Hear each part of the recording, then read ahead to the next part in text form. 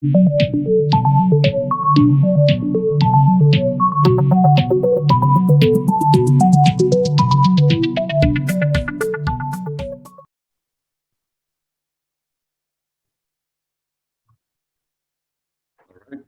morning, everyone. We're just waiting until everyone joins in comfortably in this session. I'll give it a few more seconds before we officially start the session. I can see that attendees numbers are slowly building up. So we'll start shortly.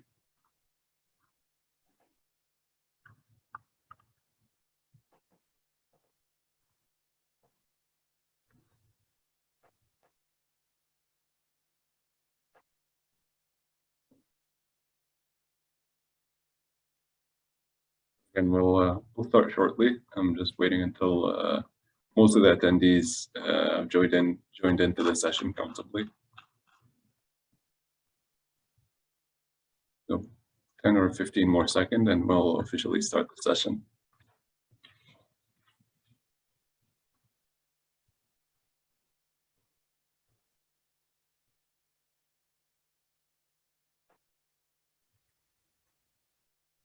All right, I'll go ahead and I'll start introducing the speakers in the session until while everyone is joining in. So good morning, everyone. My name is Amin Manena. I'm the services coordinator at the Municipal Engineers Association and the coordinator of technical programs and research with Good Roads. I'll be your moderator today for the session of community and infrastructure resilience to climate change, role of municipal engineers. Today we have an array of speakers from the Climate Risk Institute who've taken time from their busy schedule to join us today and share their knowledge and experience. Our first speaker is Glenn Milner. Glenn is the engineering and climate risk lead at the Climate Risk Institute. Over the past 10 years, he has worked on climate risk and adaptation initiatives across Ontario, Canada, and the United States. As a professional engineer, his work extends across the infrastructure, ecosystem, and stormwater, agriculture, transportation, and supporting government in adaptation policies. Glenn has led training sessions on applying climate data for engineering, planning, decision-making, and has convened thousands of stakeholders in discussing vulnerabilities and risks planning and scaling actions. Through partnership, Glenn holds a Bachelor of Applied Science in Environmental Engineering and a Master of Climate Change from the University of Waterloo. Our second presenter would be Kristen McMillan. Kristen is the Climate Engineering Analyst with the Climate Risk Institute. She has 4 years of experience focused on improving technical understanding of climate risk to infrastructure. Through her work, both undertaking climate risk and vulnerability assessments and contributing to capacity building initiatives such as training, development of guidelines and resources, and convening stakeholders. Kristen holds a dual degree Bachelor of Applied Science, Civil Engineering, and a Bachelor of Arts in Global Development Studies from Queen's University, which provides an interdisciplinary mindset on the technical and social aspects of climate change and resilience. Kristen has recently contributed to important Climate Risk Institute initiatives, including delivery of the Infrastructure Resilience Program courses, flood vulnerability mapping in Durham region, and territory-wide risk and resilience assessment in Yukon. Use of the PIEVC protocol to support disaster risk management work in the Republic of Georgia and the Kingdom of Lesotho. Our third speaker is Paul Cobb. Paul is a manager of training services with the Climate Risk Institute. An engineer by training, he has dedicated his career to finding and implementing climate change solutions. Paul's work spans 20 years in the fields of climate change mitigation and adaptation, working with everyone from rural communities to provincial and territorial governments, helping identify and implement climate solutions. He is currently coordinating the CRI's work with multiple partners and experts to develop and deliver professional development programs for engineers, planners, and professionals, including infrastructure resilience professional credentials. Paul holds a degree in mechanical engineering. He lives and works and is raising his kids in beautiful northern Ontario, where he is close to ski trails and canoeing. All right. With that, I see most of the attendees have joined in, and Paul, the floor is yours. Thank you very much. It's great to be here. Speaking of where I'm coming from, our land acknowledgement, I would just like to acknowledge that the municipality that I'm in, Timiskaming Shores, is on the Ottawa River watershed up in Northern Ontario. It is Anishinaabe and Algonquin traditional territory, and it's part of the Robinson-Huron Treaty. That treaty was actually signed way back in 1850, where in exchange for access to land and resources, the 21 First Nation communities there were offered an annuity of $10 per person within the community. But right now, those payments are only $4 annually for each of those 21 communities. So there are ongoing negotiations and legal challenges to make sure that those annuities are equitable. I'd also want to just actually kind of move this a little bit more towards what we actually do at Climate Risk Institute in terms of our work and the Truth and Reconciliation Committee call to action number 92, which includes a commitment to meaningful consultation. The work that Kirsten's done and Glenn does and that we do at Climate Risk Institute involves a lot of consultation and engagement, and we are continually trying to improve both our own knowledge, but also the processes and the relationships so that we can highlight and integrate Indigenous perspectives and knowledges of climate change into the work that we do. And one way that we do that is to really work collaboratively with and partner with Indigenous communities and Indigenous-led organizations and individuals, right from the development stage of projects through the risk assessments and the adaptation planning elements. We do sort of work functionally as an organization, in terms of, projects and individual projects, but our mindset is really around sort of that long-term development of those relationships and sort of continuous improvement on our own part. On the training side specifically, within that TRC call to action, there is mention of access to training and education opportunities. And just to let you know that CRI has in the past and will in the future, commit to providing access to training, particularly for First Nation and Indigenous-led organizations and professionals. So with that is something that we try to do to mobilize around the calls to action. So who is CRI specifically? We are a non-for-profit academically affiliated organization with the mission to advance practice and deliver services related to climate change risk assessment, adaptation planning, policy evaluation, and resiliency generally. CRI itself was incorporated only a little over 2 years ago, but we did exist for nearly 20 years, sort of working in this space of adaptation and resilience as the Ontario Centre for Climate Impacts and Adaptation Resources. So we look new a little bit and shiny, hopefully still on the surface, but we have been around for a long time doing this work on adaptation across many sectors, but a lot of that work with municipalities over the past years. In the last few years, we've also really expanded and formalized some of the training that we offer. And right now that focus is on around infrastructure resilience professional, which I will talk about later. We do also have training for planners in the municipal field, and also obviously in the private sector as well. We are expanding and looking to expand that climate training into other areas. And we do also just want to highlight that we do also provide sort of tailored training, as necessary when people are looking for that for their larger groups. Okay, a few key main messages. Hopefully you won't disappear before Glenn has a chance and Kirsten have a chance to go over these in more detail. But we each have two sort of main climate jobs as we're sort of working in the communities to one, align with our emission reductions needs. We need to do that because if we don't have success on the emission reductions front, the adaptation challenge and the resilience challenge becomes much more difficult and much more costly. So that's the one challenge we have. And then the second climate job that we have is to make sure that we are resilient to those.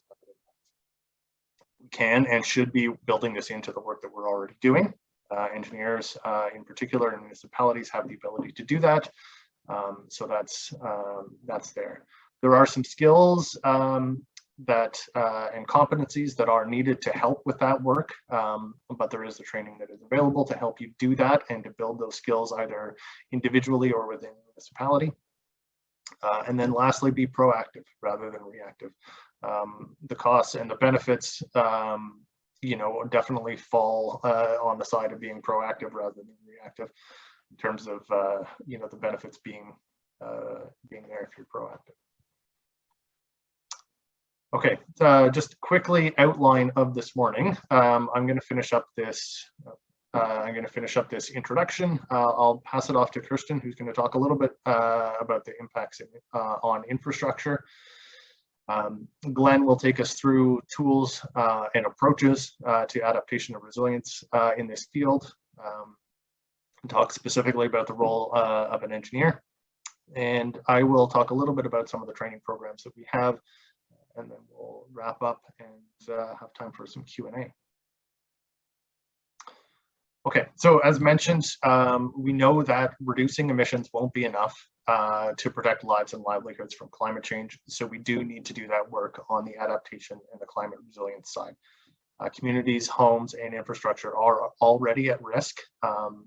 And so we need to manage those risks before they manifest as negative outcomes for municipalities, for people, for safety, or for the environment in and around our communities. So that investment in resilience really pays off.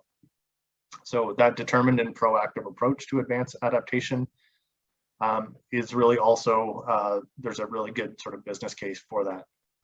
So that business case will, building that business case will help you shed light on the balance between the costs and the benefits of adaptation, but also provide insight into like how and who will sort of pay for those investments, where the benefits might accrue, and will help really support an informed conversation about sort of feasible levels of service and how to mobilize and implement the adaptation. So as part of all of that process, it's really important to strike sort of a balance between understanding sort of the political pressures, keeping council and ensuring continuous council support and public support. And then lastly, those conversations related to all of these different components of that business case will also help broaden the whole conversation around resilience. So keep in mind the cost of doing nothing. Doing nothing costs something, right? When we have those impacts and those negative impacts occur, that has a cost. So doing nothing is a choice in and of itself.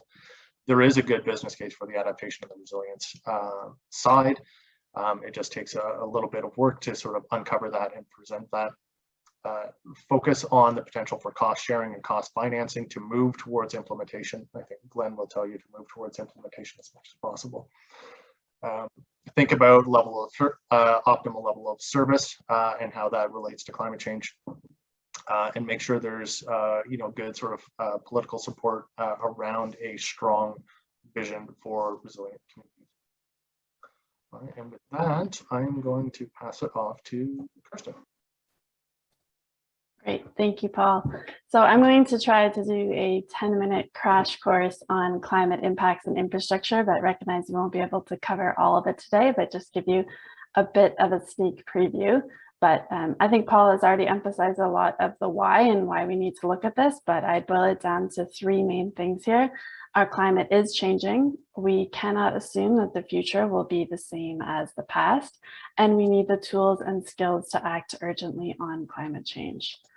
So many people would have recently seen the Intergovernmental Panel on Climate Change report that was released about a month ago on impacts, adaptation, and vulnerability. If you have a chance to read through some of those key statements, I think it really pulls together a lot of the latest scientific evidence. So here's one quote that has stuck with me since I read it. The cumulative scientific evidence is unequivocal. Climate change is a threat to human well-being and planetary health.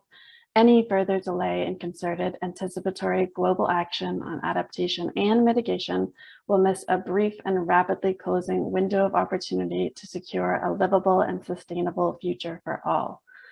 So I think that's a pretty heavy statement tying in the livable and sustainable future, but it's important to remember the big picture here today.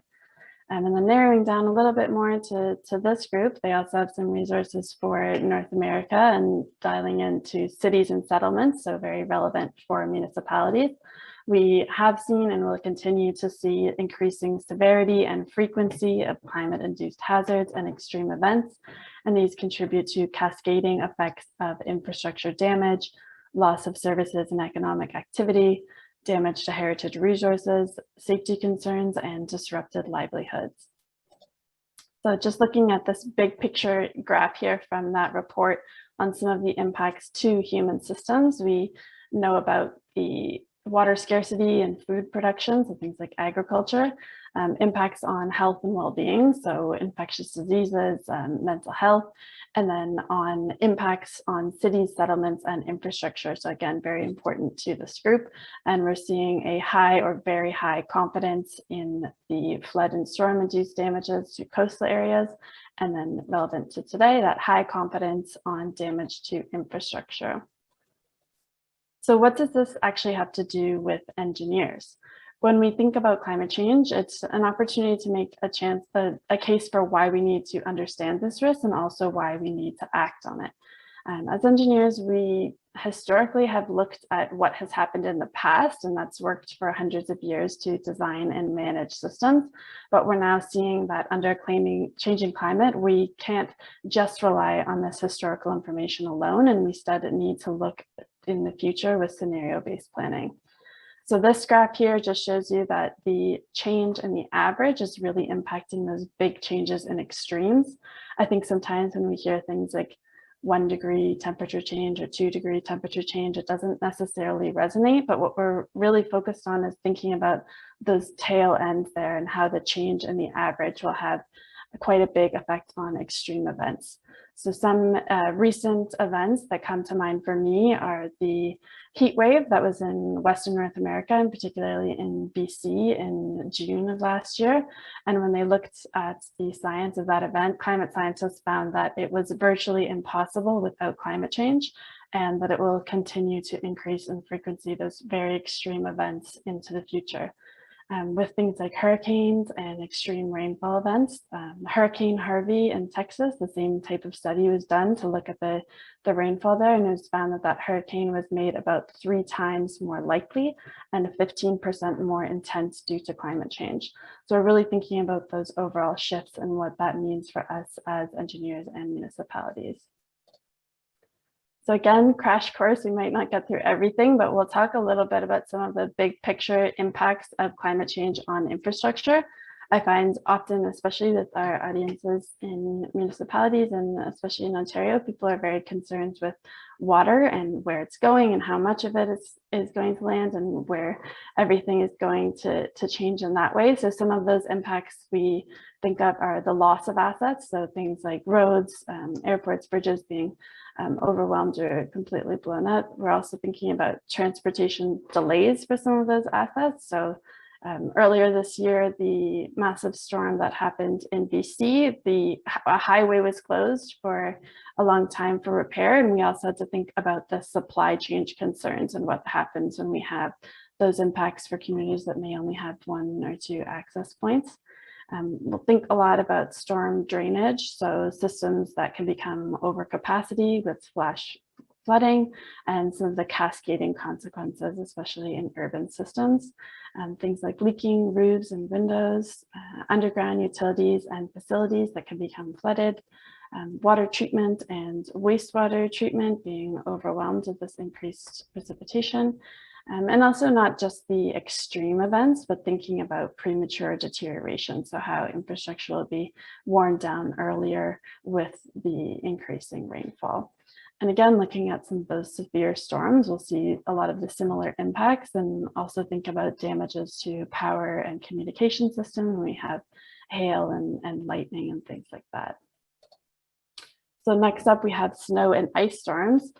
So I didn't mention in the top, but I live in Toronto, and although I kind of enjoyed the big snowstorm that we had earlier this year in January, there was quite a big cost associated with this. So in Toronto, the cost of snow removal was about over $17 million, and more than 20% of the annual snow removal budget just from that one storm. And we saw a lot of impacts, like challenges for emergency services being able to reach people in need, transportation systems being disrupted, and just the logistics of trying to manage those. So thinking about all of those impacts to municipalities, along with things like building collapse risks increasing, snow and ice loads increasing, and increased maintenance. So next up, with higher temperatures, we can think about damages to structures and roadways, power lines, increased cooling and heating demands, and that deterioration. And one report that I could highlight is the Financial Accountability Office of Ontario that released a report earlier this year talking about the really rapid increases in costs expected for maintaining public buildings in a changing climate. And it talks a lot about higher temperatures and how you can expect chronic and acute hazards. So the stress on materials, the impact to operations and maintenance and changing cooling demands, but then also some of those extreme events like high temperatures resulting in power outages. And then finally, we think a lot about wind. So you can see in all of these photos here, it's quite obvious the damage that wind can have on infrastructure and buildings, especially in some of those emergency events and trying to reach people safely. So Glenn is going to get into the tools and skills that we need, but I just wanted to highlight, as Paul mentioned, that the piece on having two jobs. So adaptation measures reduce risk from climate impacts, but efforts will be overwhelmed by increasingly extreme weather events unless combined with aggressive mitigation efforts to curb global warming. So I really like this figure here because it's a good explanation of what mitigation and adaptation means. So when we say mitigation, we're talking about actions to reduce emissions that cause climate change. So thinking a lot about energy systems and things like sustainable transportation. And then when we look at adaptation, it's the actions that you can take to manage the risk of these climate change impacts. So emergency planning, and then really looking into upgrading infrastructure, putting systems in place for flood protection. But I am really interested in that middle piece between the two, which we sometimes call low carbon resilience. So we can think about water conservation or just education and the natural environment. So for example, things like preserving a wetland can really help with flood prevention. So on the adaptation side, and on the mitigation side can also help with carbon storage. So important to think about how interconnected a lot of these systems are. So the last piece I'll talk about why adapting. Paul has already really highlighted the cost piece, but wanted to share a few different resources that talk about why we should look at prevention. So with $1 in prevention, you can have avoided costs of between $4, $5, $6, and up to $40 for one example in Winnipeg. So really, we are seeing a great return on investment for thinking about climate change proactively. And with that, I'll pass it over to Glenn. Excellent. Thanks, Kristen. Quick audio check. You can hear me all right? Great. So what I want to do now is walk through kind of how to not only assess risk and identify the impacts, but what can we really do with that information after we've done that. And so I'll speak a little bit to the tools and approaches for risk assessment, but then I'll talk about how we can apply risk assessment outputs and information in municipal contexts. And I'm hoping that's one of the key messages you'll take away from today's session is we need to use this information and move into implementation as best we can. So the first thing I'll speak about on the next slide is just defining what we mean by a vulnerability and risk assessment. And you may have heard this term in different contexts. Really, there's several different frameworks or approaches that are out there that can be applied. They all boil down to very consistent or similar steps, and that are shown on this slide here. So typically, you begin by scoping. So what are we hoping to look at? Identify kind of the system that's of interest to assess under current and future climate conditions. You then characterize that area, its assets, its natural areas, the hazards that are most relevant to assess. So for example, are we interested in flooding as a hazard, heat, multiple hazards as part of a risk assessment? You then actually undertake a vulnerability and risk assessment by looking at evaluating that either qualitatively or quantitatively using modeling. And you can actually get into estimating the severity of consequences and the probability of a hazard from occurring. And this is where one can take a very detailed approach using models, or take more of a professional judgment, kind of engagement-driven qualitative approach. But the end goal is the same, to estimate the severity of the consequence and the probability of the hazard to inform risk. And then step 4 is outputs, risk treatment options and adaptation options to really recommend how we can manage and reduce the risks that have been identified. So next slide. I'll speak to the important fact that there are many frameworks out there in this space. And so if you're just kind of dipping your toes in the water of understanding where do I start, one of the key messages is pick the framework that's most appropriately aligned with the scale of assessment you're hoping to undertake. And so in this context, you can kind of envision a community-wide assessment, a systems level assessment, or an asset-specific assessment. And so if you just click one more time there, Kirsten, you can see 2 different examples of different scales. The one on the top there is a high level of process for adaptation and for assessment that was developed by ICLEI that's been widely applied across communities, which really takes you through a series of milestones at that community-wide perspective, from scoping to assessment and research to the adaptation process.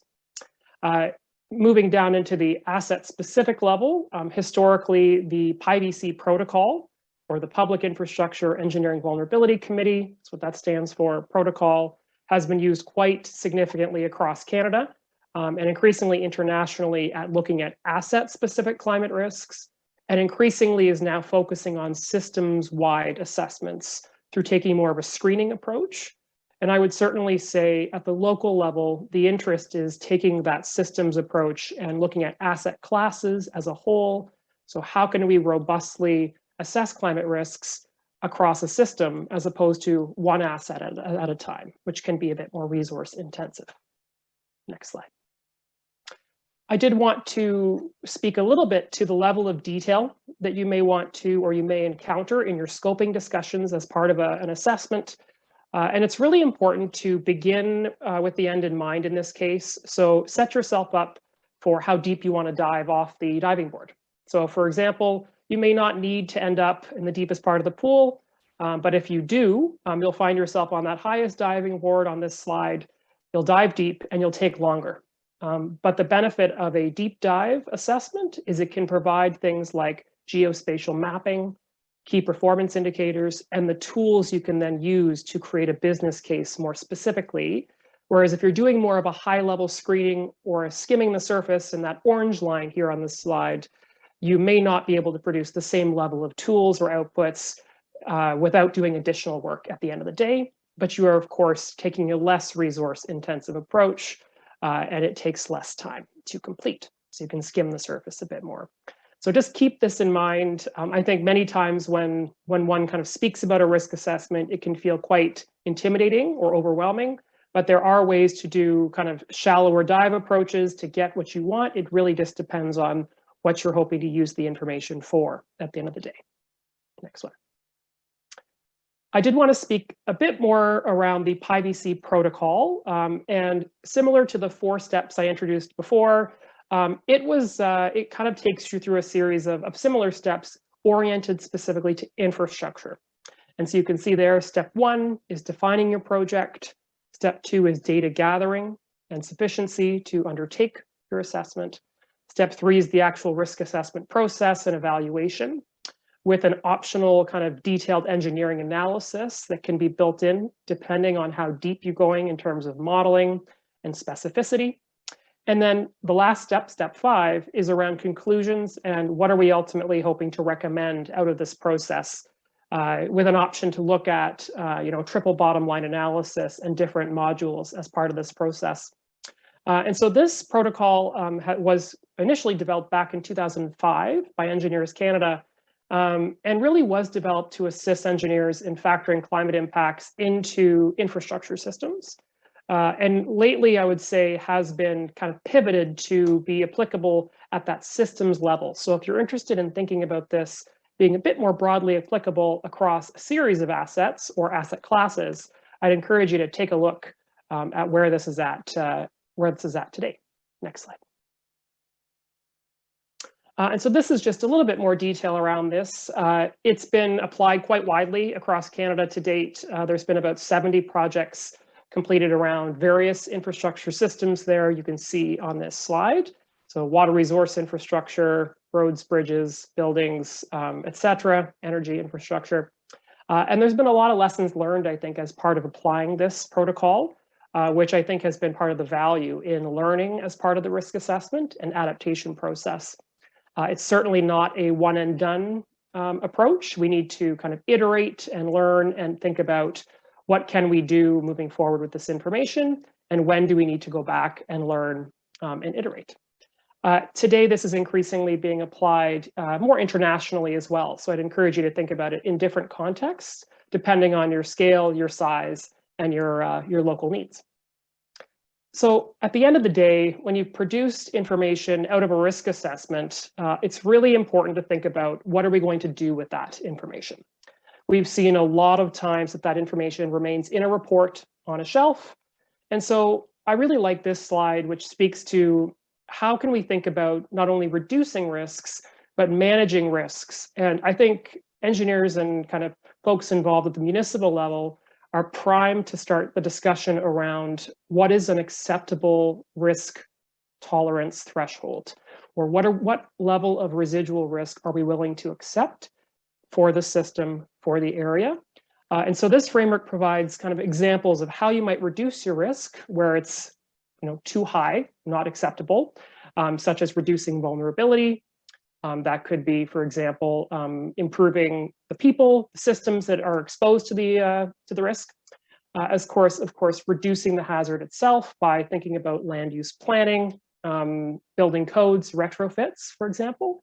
But on the other hand of the spectrum, you can think about managing risks like sharing or pooling risks, for example, or managing residual risks through emergency planning, business continuity response, as well as thinking about how can we increase our capacity to cope among the staff levels. So thinking about adaptive learning and how we can improve knowledge and skills in this space around climate change so folks feel more comfortable in making decisions under uncertainty and things like that. So just keep in mind that this is a spectrum. And I think this group and the audience today is well poised and positioned to have these conversations with municipal staff and think about where might we fall on the spectrum of what we can work on, and where's our risk appetite level. Next one. So wanting to provide a few more examples around how we can think about applying risk assessment outputs in different municipal contexts. This just provides one example around flooding and just shows a couple of traditional or typical departments that you might see and how the information could be used differently. We'll talk a lot today around infrastructure and engineers, but the reality is a risk assessment that's completed on an infrastructure system could be used by various different types of folks at the municipality. And there's a lot of added value there for different department teams or different groups of people interested in using it in different applications.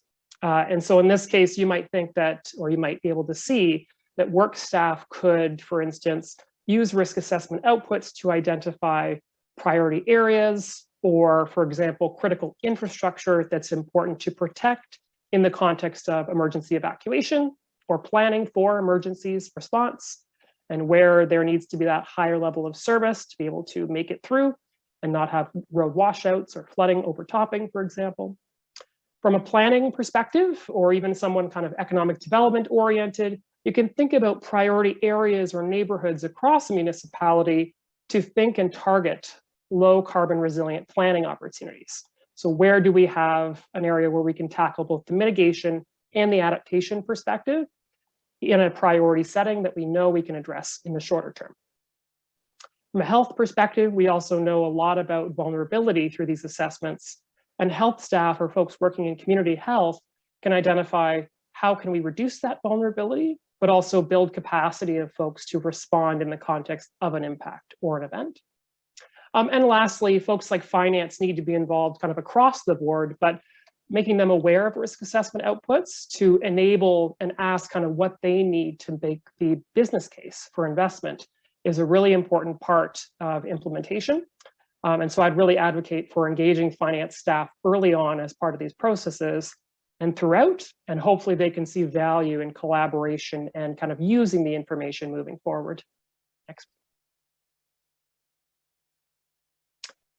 I also just wanted to put up a slide of talking about different mechanisms that can be influenced or kind of where we can think about mainstreaming climate risk information into. So when a risk assessment report or is completed, we often see that that's kind of the end goal, to have a report that we can inform priorities. But the reality is there's many different processes, procedures at municipalities that can be used or updated with climate information. This is just a handful, things like master planning, establishing or identifying and baking it into term of council priorities, planning around emergency management, thinking about how would we, for example, build resilience guidelines in specific contexts, if that's appropriate, looking at asset management, and so on and so forth. So there's a lot of opportunities depending on your context and where you think the champions are in your municipalities to really carry this forward to kind of move risk assessment information into implementation. So I'd encourage you to think about what are you targeting and who can you work with, who could kind of help you champion this type of topic forward. Next one. And finally, before I pivot to talk about the role of engineers in this space, I just wanted to highlight that there are a lot of case studies out there. We already spoke about the PIBC protocol and how it's been applied, and there's resources on the website for that as well. But I would encourage you to take a look at this map of adaptation actions to learn more about who has done work on adaptation around different systems and different issues across Canada. And so this just provides a couple of snapshots, but you can see here that the Ontario case study is available to dig into. There's about 29 on infrastructure right now, 5 on transportation, and 46 focused on cities, 7 around towns, and 18 more in the rural context. So please do kind of read through these, what they've done. I think learning by doing and lessons learned is really, really important in part of this space, and to not let that be a barrier to undertake the work. Next one. So where do we really fit into this process as engineers? I'll just walk through a handful of slides around the role of kind of engineers in this space and how we can position ourselves to feel a bit more comfortable with this, this topic. Next. So you saw this slide earlier, but the key message here is that municipalities and engineers are uniquely positioned really to undertake both adaptation efforts and mitigation efforts. We are on the front lines in many cases of understanding not only how infrastructure is managed, assessed, planned for, designed, but we're able to, and we know the folks involved in those processes to influence. And so I think there's a big opportunity to acknowledge what's already been being done, but also into baking into adaptation and mitigation opportunities moving forward. So next one. So in many cases, I would argue there has been adaptation work underway in municipalities across Ontario, across Canada. Really, as engineers, we're involved in designing, operating, maintaining, providing expert judgment as part of levels of service in our communities. We are, of course, always aware of protecting people, property, ensuring public safety as part of our work, and ultimately taking precautionary approaches is really important in this space as well. So, have we built in safety factors? Have we thought about freeboard as part of our infrastructure plans or designs? And being proactive and fiscally responsible for robust engineering, whether it's through procurement and through our needs across our communities.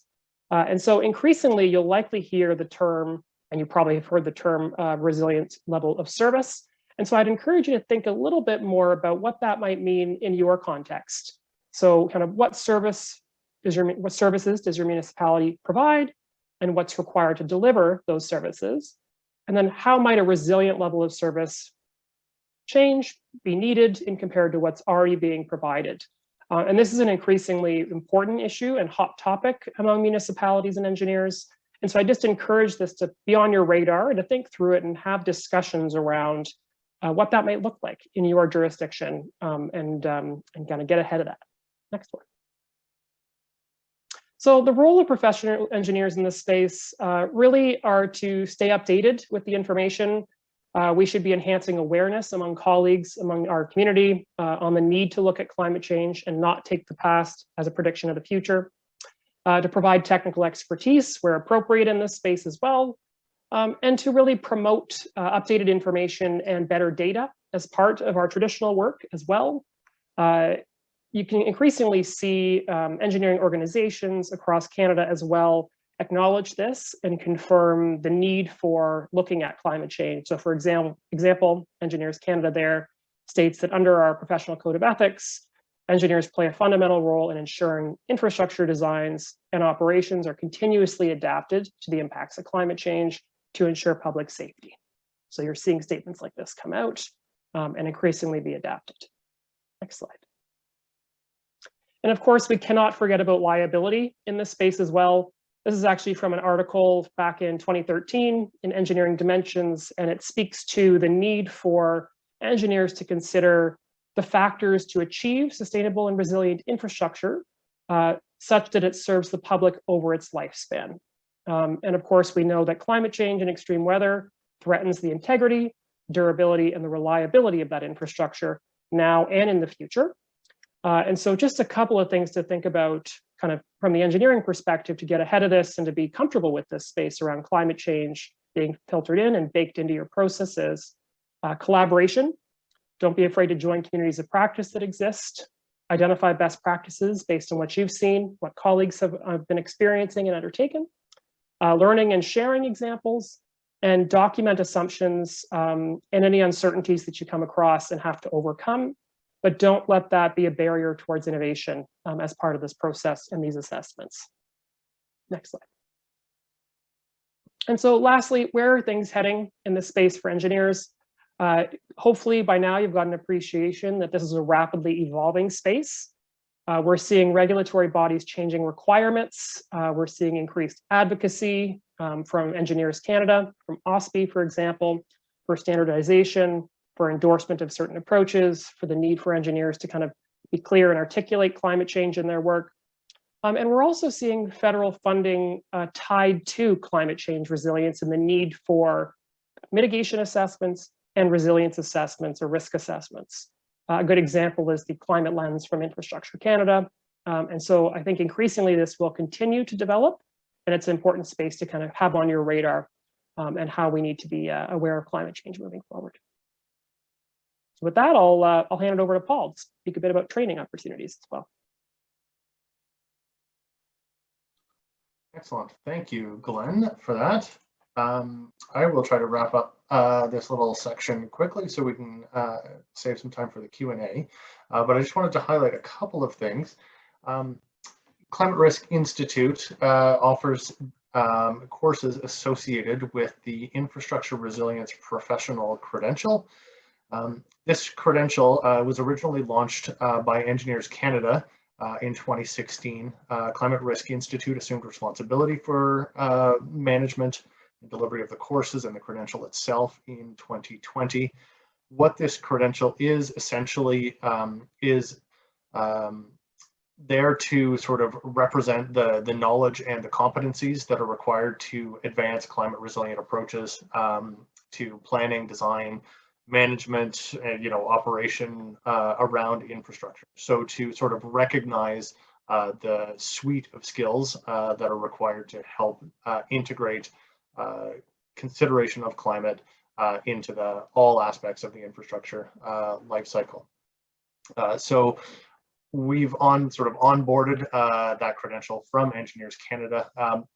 There is sort of ongoing sort of oversight, of the credential by a steering and advisory committee, that is composed of people from regulatory bodies and experts in the field as well. A lot of benefits that we see, obviously, in earning the credential and in taking some of the courses associated with the credential. The first, that it really does help you understand the tools, the PIVC tool, as well as all of some of the other tools that are out there, and the climate tools specifically, to help assess and address current and future climate impacts and risks. It takes a systems approach to services. And for asset owners and municipalities and the public, the skills associated with the courses and the credential can help really reduce those risks.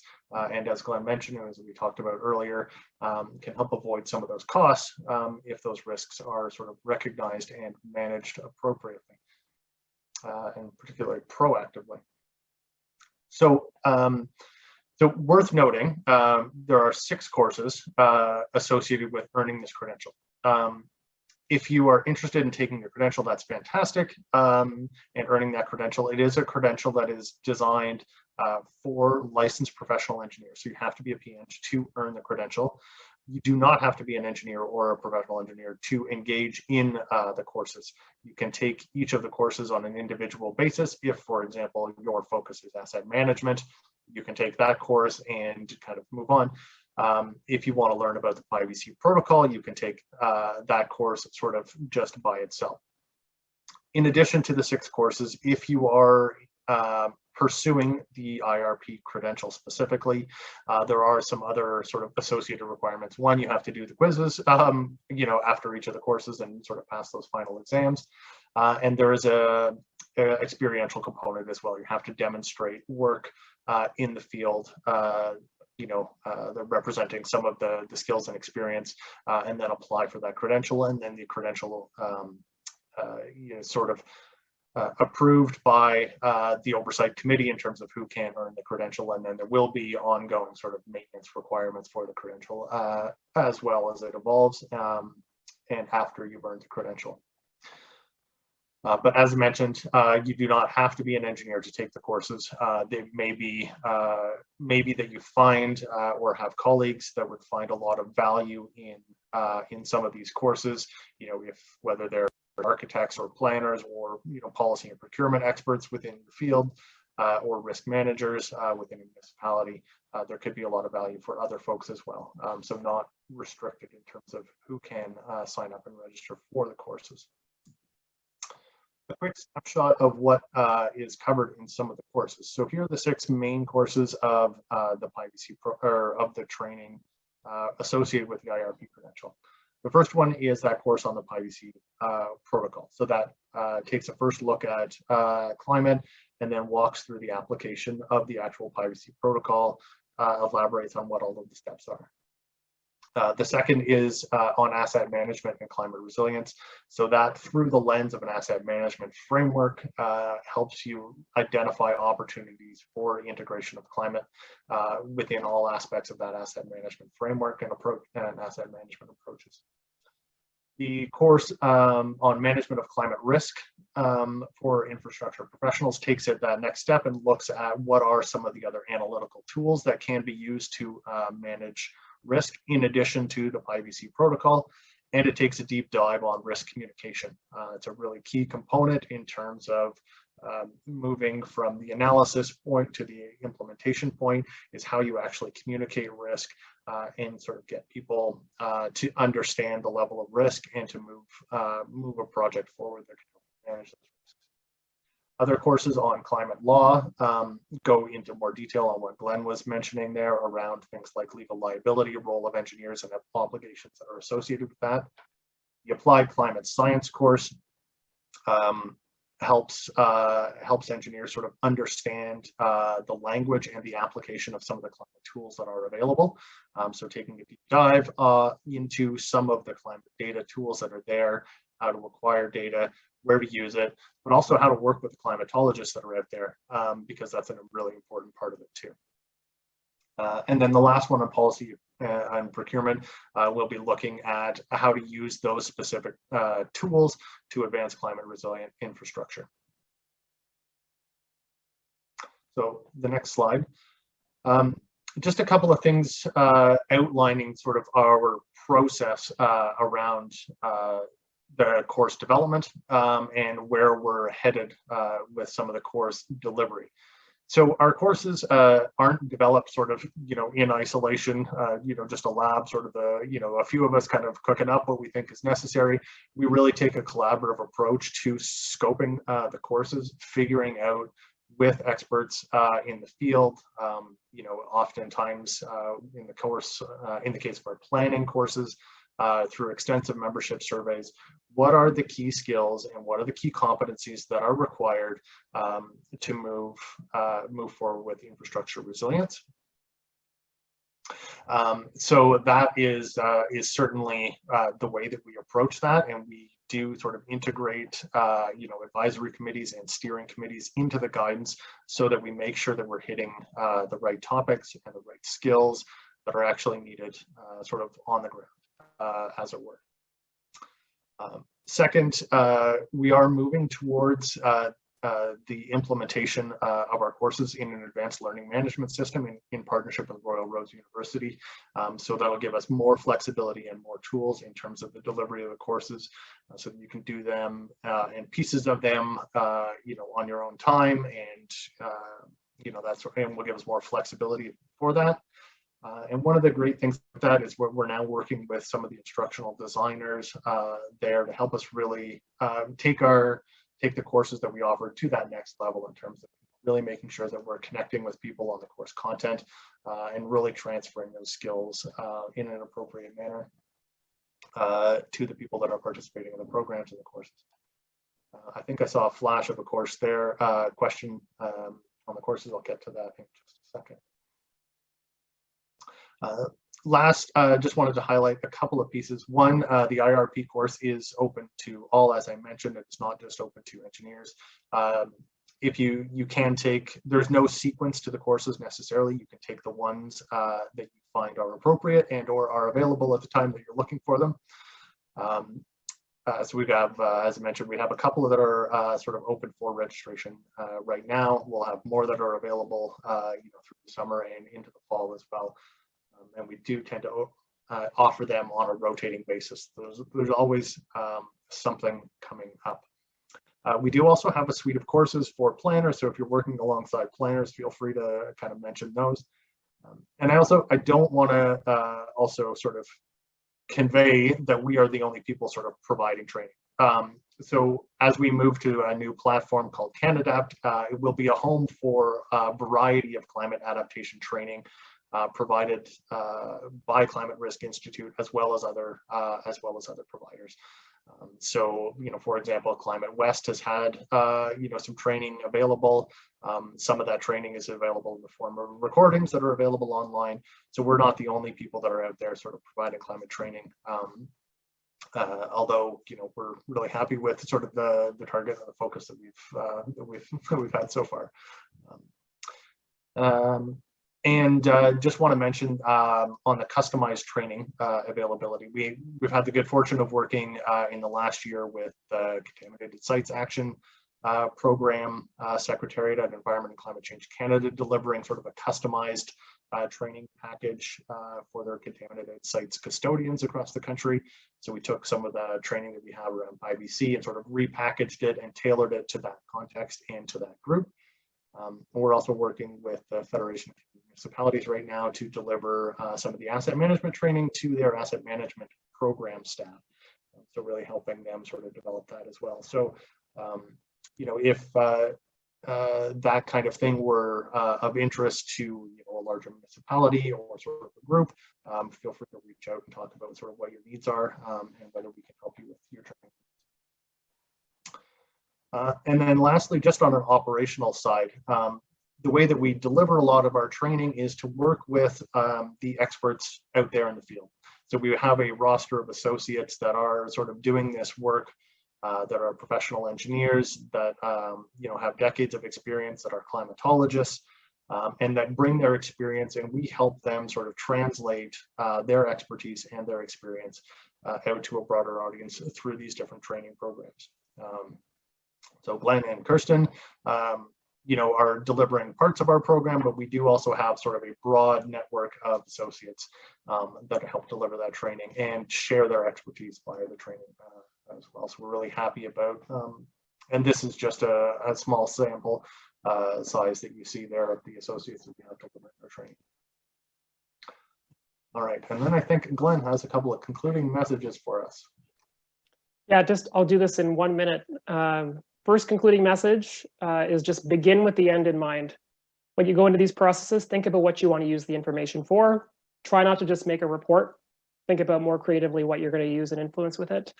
Number 2, equip yourself with the right tools, the right frameworks. Try to find ones that lend themselves to the scale, the detail you're trying to undertake, and don't be afraid to incorporate non-traditional, traditional concepts or processes, such as social and demographic factors as part of infrastructure assessments.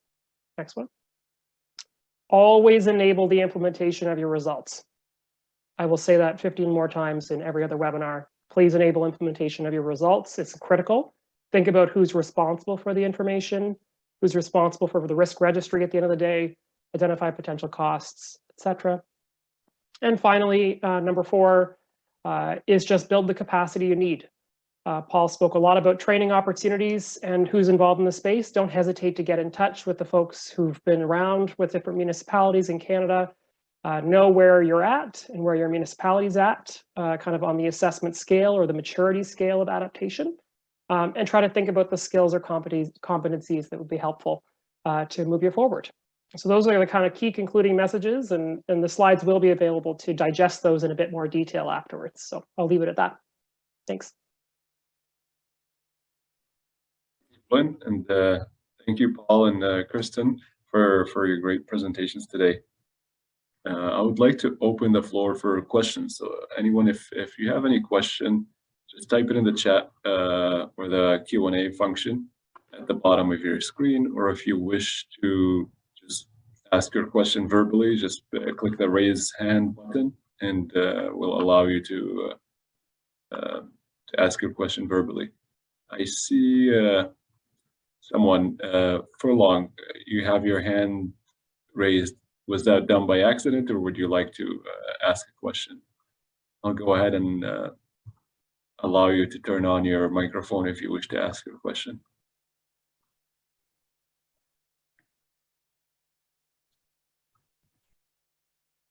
In the meantime, as I guess that was done by accident.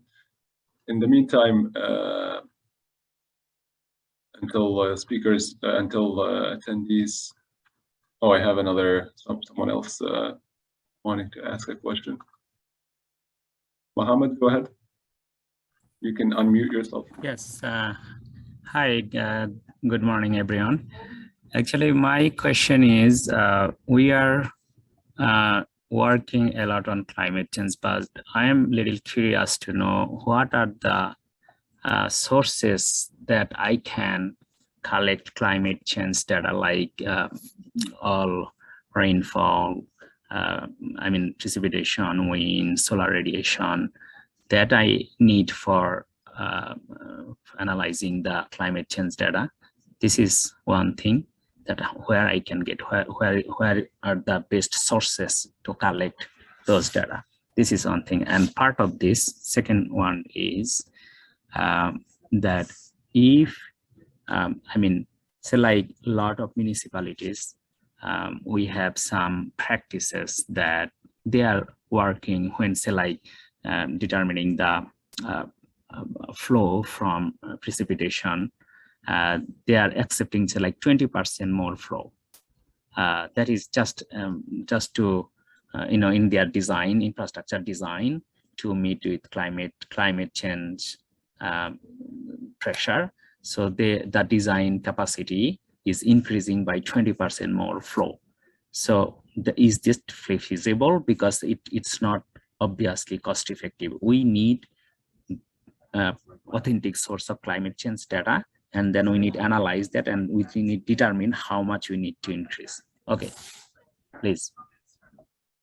I'll leave the answering to panelists. If you have comments, just No, go I ahead. No order.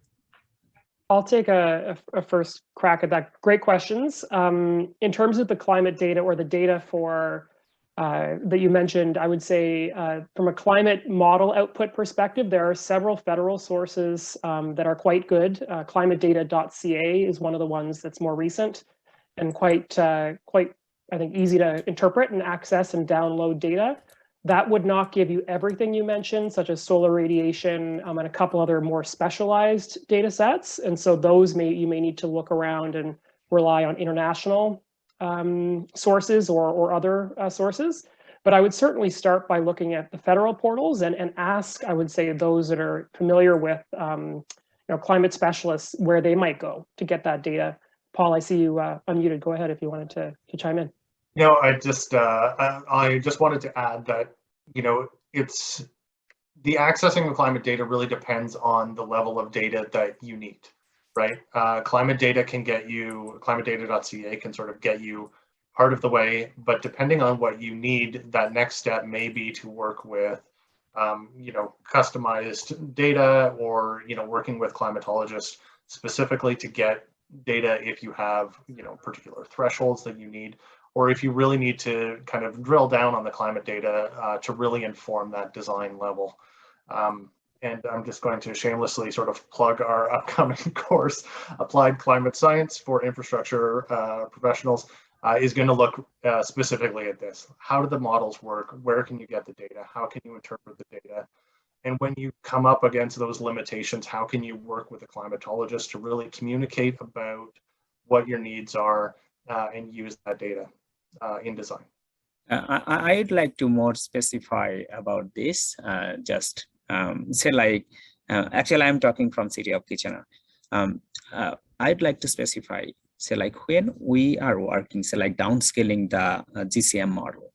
So is there any tools that other bodies in Ontario, they are working specific tools to downscaling the climate data from GCM model, because GCM model has everything. It has solar radiation, it has evaporation, it has temperature, rainfall, everything. So do you have any advice about that? So that, or already downloaded from GCM, or there is a tool I can use to download downscaling the GCM model. So that can maybe be helpful for downscaling the climate change data or getting that climate change data, if you have any idea.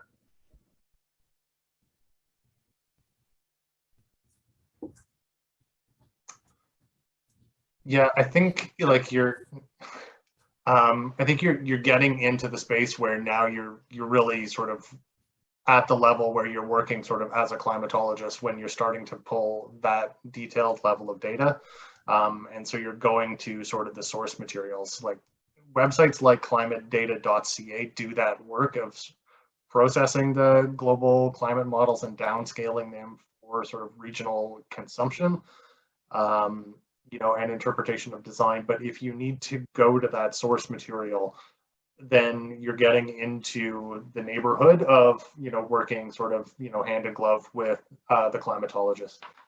So, I think if you've got more specific questions about how to do that and what those data pieces are, maybe we can take that and, follow up with you, but that's probably getting into the realm of like, okay, who's the climatologist that I need to work with to help me access, this data and get that data straight from the GCM.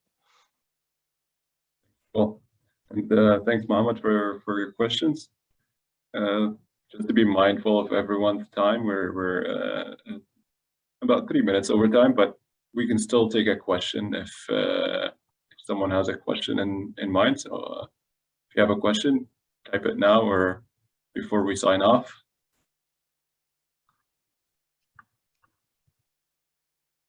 All right. So with that, I'd like to remind everyone that the presentation was recorded and it will be made available on the MEA website. If you go under events, scroll down, you'll find webinars, you'll find all our previously recorded webinars. I'd like to thank everyone for joining us today, and especially thank the speakers, Paul, Kirsten, and Glenn, for taking time out of your busy schedule to present on this timely topic on climate change and climate risk. Thank you all. Thank you. Thank Have you. a wonderful day. Thank you. Bye.